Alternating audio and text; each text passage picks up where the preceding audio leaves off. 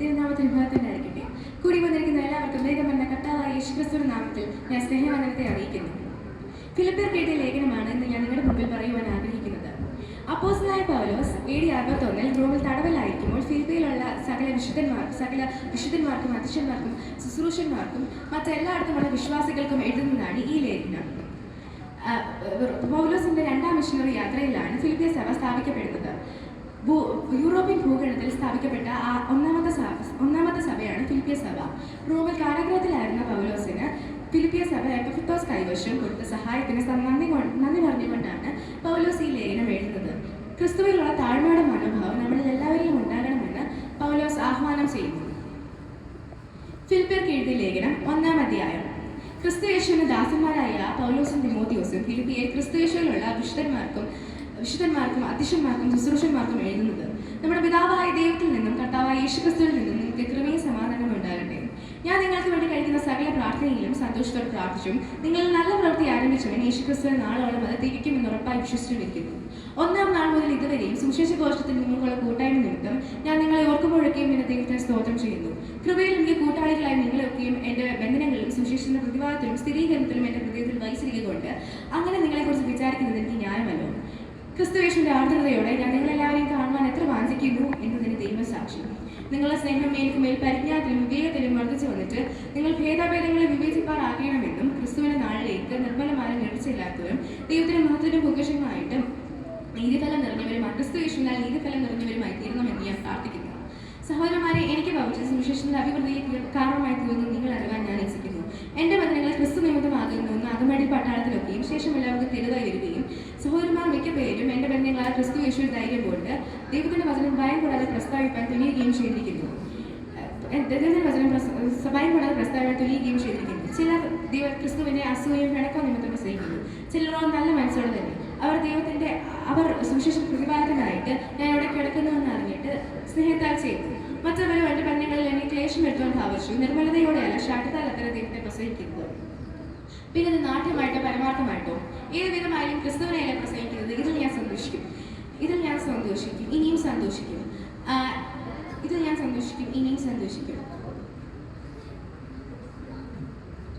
യേശുക്രിസ്തു നിങ്ങളുടെ പ്രാർത്ഥനയാലും യേശുക്രിസ്തുവിന്റെ ആത്മാവിന്റെ സഹായത്താലും അതെനിക്ക് രക്ഷാകരമായി തീർന്നു നിങ്ങൾ എന്നും അറിയുന്നു.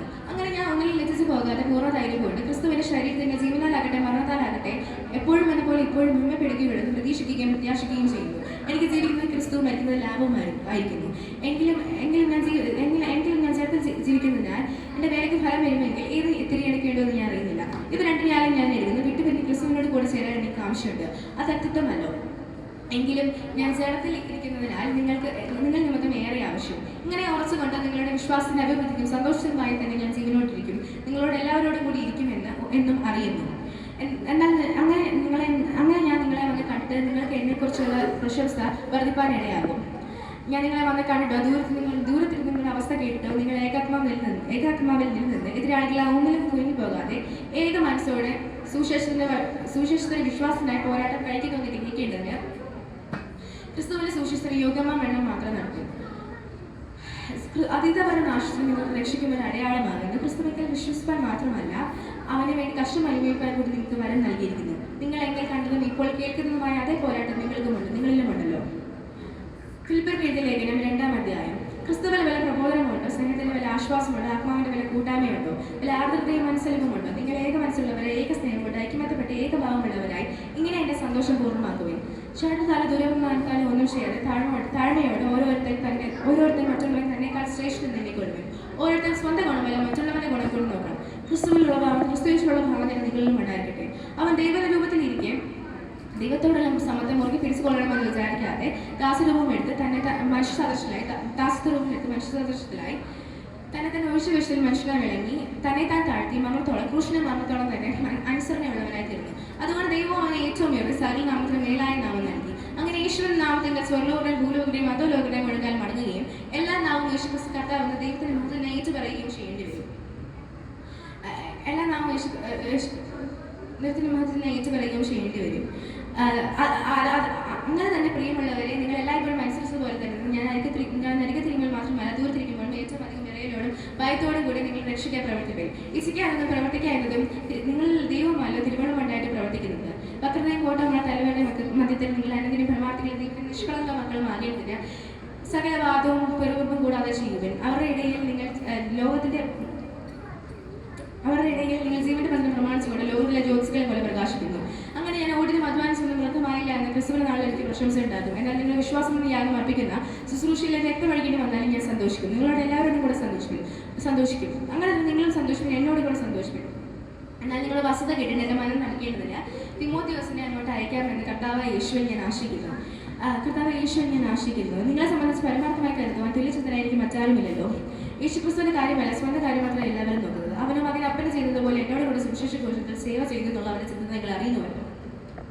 ആകയാൽ എൻ്റെ കാര്യം എന്താകുമെന്ന് അറിഞ്ഞ ഉടനെ ഞാൻ അവനെ അയപ്പാൻ ആശിക്കുന്നു. ഞാനും വേഗം വരുന്നത് കർത്താവായ യേശുവിൽ ആശ്രയിച്ചിരിക്കുന്നു.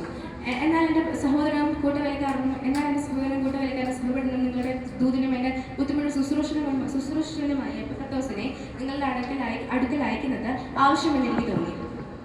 അവൻ നിങ്ങളെ കാണാൻ വാങ്ങിച്ചും താൻ ദീനം പിടിച്ചു കിടന്നു എന്ന് നിങ്ങൾ അറിഞ്ഞതിനാൽ ബസ്സിലും ഇരിക്കുന്നു. അവൻ ദീനം പിടിച്ച് മരിപ്പാറായിരുന്നു സത്യം. എങ്കിലും ദൈവം അവനോട് കർമ്മ ചെയ്തു. അവനോട് മാത്രമല്ല, എനിക്ക് ദുഃഖത്തിന്മേൽ ദുഃഖം വരാതിരിക്കാൻ എന്നോട് കർമ്മ ചെയ്തു. ആകെ നിങ്ങൾ അവനെ കണ്ട് സന്തോഷിപ്പാനും എൻ്റെ ദുഃഖം കുറവാനും ഞാൻ അവനെ അധികം ജാഗ്രതയോടെ അയക്കുന്നു. കർത്താവിൽ പൂർണ്ണ സന്തോഷത്തോടെ അവനെ കൈക്കൊള്ളുവേൻ. ഇങ്ങനെയുള്ളവരെ ബഹുമാനിപ്പേൻ. എനിക്ക് വേണ്ടിയുള്ള നിങ്ങളുടെ ശുശ്രൂഷയുടെ കുറവ് തീർപ്പാനല്ല അവൻ തന്റെ പ്രാണനെ പോലെ കരുതാതെ ക്രിസ്തുവിലെ വേറെ നിമിത്തം മരണത്തോളമായി പോയത്. ഫിലിപ്പിയർക്ക് എഴുതിയ ലേഖനം 3-ാം അധ്യായം. ഒടുവിൽ സഹോദരന്മാരെ, കർത്താവിൽ എപ്പോഴും സന്തോഷിക്കണം. അതേ കാര്യം നിങ്ങൾക്ക് പിന്നെ എഴുതുന്നതിലേക്ക് മടുപ്പില്ലല്ലോ. നായകളെ സൂക്ഷിപ്പിൻ, ആകാത്ത വേലക്കാരെ സൂക്ഷിപ്പിൻ, വിച്ഛേദനക്കാരെ സൂക്ഷിപ്പിൻ. നാം വല്ല പരിശീലനക്കാർ ദൈവത്തിന്റെ ആത്മാവോട് ആരാധിക്കുകയും ക്രിസ്തുവിൽ പ്രശംസിക്കുകയും ജഡത്തിൽ ആശ്രയിക്കുകയും ചെയ്യുന്നത് നാം തന്നെ. പക്ഷെ എനിക്ക് ജഡത്തിൽ ആശ്രയിക്കാൻ മതിയുണ്ട്. മറ്റാർക്കാരും ജഡത്തിൽ ആശ്രയിക്കാമെന്ന് തോന്നിയാൽ എനിക്ക് അധികം. 8-ാം നാളിൽ പരിശീലനം ഏറ്റവൻ ഇസ്രായേൽ ജാതിക്കാരൻ, ബെന്യാമിൻ ഗോത്രക്കാരൻ, എബ്രാഹിം ജനിച്ച എബ്രാഹിം ന്യായപ്രമാണം സംബന്ധിച്ച് പരീക്ഷ, ശുഷ്കാരം സംബന്ധിച്ച് സഭയെ ഉപയോഗിച്ച് ന്യായപ്രമാണ നീതി സംബന്ധിച്ച് അനിന്ദൻ. എങ്കിലും എനിക്ക് ലാഭം വരുന്നതൊക്കെ ഞാൻ ക്രിസ്തുവിനും ക്ഷേതമെന്നിരിക്കുന്നു. അത്രയും നല്ല കർത്താവായ ക്രിസ്തുവിനെ കുറിച്ചുള്ള പരിജ്ഞാനത്തിന്റെ ശ്രേഷ്ഠ തീർത്തും ഞാൻ ഇപ്പോഴും എല്ലാം എണ്ണിയിരിക്കുന്നു.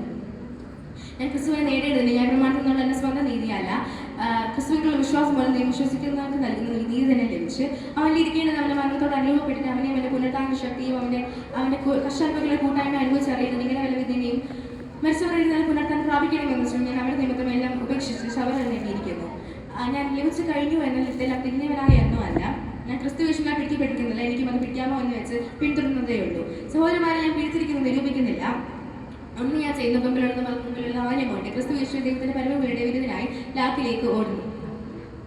നമ്മൾ തികഞ്ഞവരൊക്കെ ഇങ്ങനെ തന്നെ ചിന്തിച്ചുകൊള്ളാം. വേദത്തിൽ അവർ വേറെ വിധമായി ചിന്തിച്ച് ദൈവം അത് അവർക്ക് വെളിപ്പെടുത്തി കൊടുക്കും. ആകയാൽ നമ്മൾ പ്രാപിച്ചിരിക്കുന്ന പരിജ്ഞാനം തന്നെ അനുസരിച്ച് നടക്കുമേ. സഹോദരന്മാരെ, നിങ്ങളെല്ലാവരും എന്നെ അനുകരിപ്പിൻ. ഞങ്ങൾ കാണിച്ചു തന്ന മാതൃക പ്രകാരം ഞങ്ങൾ നിങ്ങളെ കാണിച്ച മാതൃക പ്രകാരം നടക്കുന്നവരെ കുറിക്കൊള്ളു. ഞാൻ പലപ്പോഴും പറഞ്ഞ പോലെ അനേക ക്രിസ്തുവിന്റെ ക്രൂശിനെ ശത്രുക്കളായി നടക്കുന്നു കരഞ്ഞുകൊണ്ട് പറയുന്നു. അവരുടെ അവസാന നാശം അവർ ദൈവമായർ. അവർ ലജ്ജയായതിൽ അവർക്ക് മാനം തോന്നുന്നു. അവർ ഭൂമിയിൽ എഴുതി ചിന്തിക്കുന്നു. നമ്മുടെ പൗരത്വം സ്വർഗത്തിലാകും. തുടർന്ന് കർത്താവായ യേശു ക്രിസ്തു രക്ഷിതാവായി വരുമെന്ന് നാം കാത്തിരിക്കുന്നു. സകലത്തെയും കീഴ്പ്പെടുത്താൻ കഴിയുന്നതിന്റെ വ്യാപാര ശക്തി കൊണ്ട് നമ്മുടെ താഴ്ചയുള്ള ശരീരത്തിൽ തന്റെ മഹത്വമുള്ള ശരീരത്തോടെ അനുരൂപപ്പെടുത്തി രൂപാന്തരപ്പെടുത്തും. ഫിലിപ്പിയർക്ക് എഴുതിയ ലേഖനം 4-ാം അധ്യായം. അതുകൊണ്ട് എൻ്റെ പ്രിയരും വാഞ്ചിതരുമായ സഹോദരന്മാരെ, എൻ്റെ സന്തോഷം കിരീടമായുള്ളവരെ, ഇങ്ങനെ സർദാരിൽ നിലനിൽപ്പൻ. പ്രിയമുള്ളവരെ, കർത്താവ് ഏകസന്ധിയോടിരിക്കാൻ ഞാൻ യുവതിയും ചിന്തിക്കുകയും പ്രബോധിപ്പിക്കുന്നു. സാക്ഷാൽ ന്യായമായുള്ളവരെ അവർക്ക് തുണി നൽകണമെന്ന് ഞാൻ നിന്നോടും അപേക്ഷിക്കുന്നു. ജീവപുസ്തകത്തിൽ പേരുള്ള ക്ലൈമതി മുതലായ കൂട്ടുവേലക്കാരുമായ ആ സ്ത്രീകൾ എന്നോട് കൂടി സുവിശേഷ ഘോഷണത്തിൽ പോരാടിയിരിക്കുന്നു. കർത്താവിൽ എപ്പോഴും സന്തോഷം നിങ്ങളോട് പിന്നെയും പറയുന്നു. നിങ്ങളെ സകല മനുഷ്യരും അറിയട്ടെ, കർത്താവ് വരുവാൻ അടുത്തിരിക്കുന്നു. ഇതിനെക്കുറിച്ച് വിചാരപ്പെടില്ല. എല്ലാവരും പ്രാർത്ഥനയാലും അപേക്ഷയിൽ നിങ്ങൾ ആവശ്യങ്ങൾ സ്തോത്രം ദൈവത്തെ അറിയിക്കത്ര വേണ്ടത്. എന്നാൽ സകല ഹൃദയം കവിയുന്ന ദൈവസമാധാനങ്ങളും ഹൃദയങ്ങളെയും നിലവുകളെയും ക്രിസ്തു യേശുവിൽ കാക്കും. ഒടുവിൽ സഹോദരമായ സത്യമായതൊക്കെ ഘടമായതൊക്കെ നീതിയായതൊക്കെ നിർമ്മലമായതൊക്കെ രമ്യമായതൊക്കെ സൽകൃത്യമായതൊക്കെ സൽഗുണപുരുഷയായതൊക്കെയും ചിന്തിച്ചുകൊള്ളും. എന്നോട് പഠിച്ചും ഗ്രഹിച്ചും കേട്ടും കണ്ടും അടുത്ത് പ്രവർത്തിപ്പിൻ. എന്നാൽ സമാധാനത്തെ ദൈവം നിങ്ങളോട് കൂടി ഇരിക്കുവാനാകട്ടെ. നിങ്ങൾ പിന്നെയും എനിക്ക് വേണ്ടി വിചാരിക്കാൻ തുടങ്ങിയത് ഞാൻ കർത്താവിൽ വളരെ സന്തോഷിച്ചു. മുമ്പേ നിങ്ങൾക്ക് വിചാരമുണ്ടായിരുന്നു, എങ്കിലും അവസരം കിട്ടിയില്ല. ബുദ്ധിമുട്ടുന്നതല്ല ഞാൻ പറയുന്നത്. ഉള്ള അവസര അലംഭാവത്തോടെ ഇരിക്കാൻ ഞാൻ പഠിച്ചിട്ടുണ്ട്. താഴ്ചയിലിരിക്കാനും സമൃദ്ധിയിൽ ഇരിക്കാനും എനിക്കറിയാം. തൃപ്തരായിരിക്കാനും വിശന്നിരിക്കാനും സമൃദ്ധിയിലിരിക്കാനും ബുദ്ധിമുട്ട് അനുഭവിക്കാനും ഞാൻ പഠിച്ചിട്ടുണ്ട്, ഞാൻ ശീലിച്ചിട്ടുണ്ട്. എന്നെ ശക്തനാകുന്ന മുഖം സകലത്തിൽ മതിയാകുന്നു. എന്നാൽ എൻ്റെ കഷ്ടത്തിൽ നിങ്ങൾ കൂട്ടായ്മ കാണിച്ചത് നന്നായി. ഫിലിപ്പിയരെ സുവിശേഷഘോഷണത്തിൻ്റെ ആരംഭത്തിൽ ഞാൻ മക്കതോനിയയിൽ നിന്ന് പുറപ്പെട്ടാറെ നിങ്ങൾ മാത്രമല്ലാതെ ഒരു സഭയും വരവേ ചെലവേ കാര്യത്തിൽ എന്നോട് കൂട്ടായ്മ കാണിച്ചുള്ള കാര്യം നിങ്ങൾക്കറിയാം. തെസ്സലോനിക്കയിൽ വെച്ചും എൻ്റെ ബുദ്ധിമുട്ട് തീർപ്പാൻ 1-2 വട്ടം നിങ്ങൾ അയച്ചു തന്നുവല്ലോ. ഞാൻ താനും ആഗ്രഹിക്കുന്നു എന്നല്ല, നിങ്ങളുടെ കണക്കിലേക്ക് ഏറുന്ന ഫലം അത്രയും ആഗ്രഹിക്കുന്നു. എനിക്കിപ്പോൾ വേണ്ടുന്നതെല്ലാം കൊണ്ട് സമൃദ്ധിയായും ഇരിക്കുന്നു. നിങ്ങൾ അയച്ചത് സൗരഭ്യവാസന്റെ ദൈവത്തിന് സുഗ്രഹമായ യാഗമായി എപ്പപ്രത്തോസിന്റെ കയ്യിൽ നിന്ന് ഞാൻ പ്രതിഗ്രഹിച്ചു തൃപ്തനായിരിക്കുന്നു. എൻ്റെ ദൈവമോ നിങ്ങളുടെ ബുദ്ധിമുട്ടൊക്കെയും മഹത്വത്തോടെ തന്നെ തരത്തിനത്തവണ്ണം ക്രിസ്തു യേശുവിൽ പൂർണ്ണമായി തീർത്തു തരും. നമ്മുടെ ദൈവം പിതാവായ നിന്നേക്ക് മഹത്വം. ആമേൻ. നമ്മുടെ പിതാവും ദൈവമായ കർത്താവിലുള്ള എല്ലാ വിശ്വാസികൾക്കും വന്ദനം ചൊല്ലുന്നു. എന്നോടുള്ള സഹോദരങ്ങളെ വന്ദനം ചൊല്ലുന്നു. വിശുദ്ധന്മാരെല്ലാവരും വിശേഷാൽ കൈസറുടെ അരുമേനയുള്ളവർ നിങ്ങൾക്ക് വന്ദനം ചെയ്യുന്നു. ക്രിസ്തുയേശുവിന്റെ കർത്താവായ ക്രിസ്തുയേശുവിന്റെ കൃപ നിങ്ങളുടെ ആത്മാവോട് കൂടി ഇരിക്കുമാറാകട്ടെ. ആമേൻ.